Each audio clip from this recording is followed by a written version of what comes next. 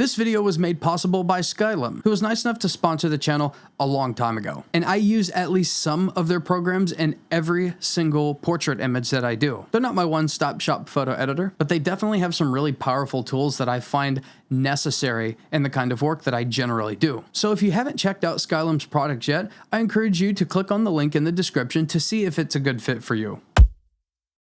So I took the Nikkor Z 100-400 f4.5 5.6 VRS to the Sedwick Count Zoo, and I guess it was a fun trip, but video-wise, kind of a total flop. My B-roll is basically useless because every time I turned on the camera to get some B-roll of what I was doing and where I was going, I would find that most of the animals were kind of hiding from the heat. And I really can't blame them because it was blisteringly hot that day. So we're going to go through the short video that I made with the images that I took that day. And you'll notice that some of them look kind of natural and some of them kind of look a little unnatural in their editing.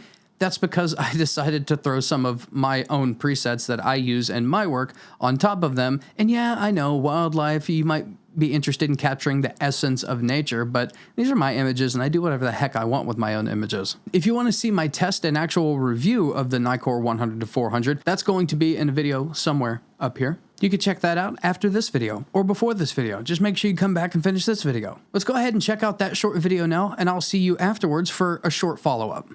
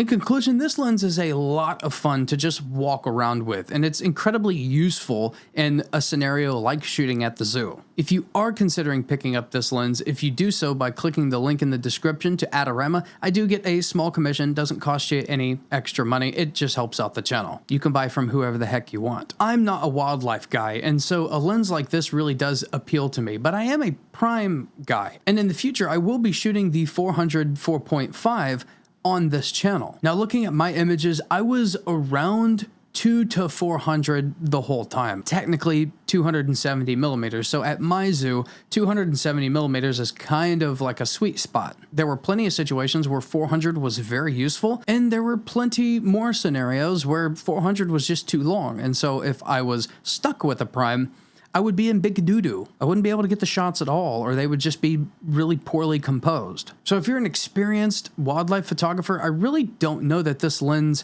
would have much appeal, because you know what you shoot and where you shoot, and so you know if 400 is appropriate for you. And I like the quality of primes. But for the level that I'm at, this lens does sit in the back of my mind as something that I might consider buying for myself. You really should watch the test and review that I did for this lens, but just a few points. I don't find this lens to be as sharp as the 70-200 f2.8s, but I don't find the 70-200 to have anything more than kind of a cookie cutter image. This lens is not as sticky, it doesn't track as well, it's not as sharp, but what it does have is loads and loads of contrast. So in your photo editing software, whenever you're looking at it, it doesn't look absolutely tack like razor's edge sharp like the 70-200, but it does have so much detail from all of the tones that you can get, the different tonalities from the insane amounts of contrast that it has.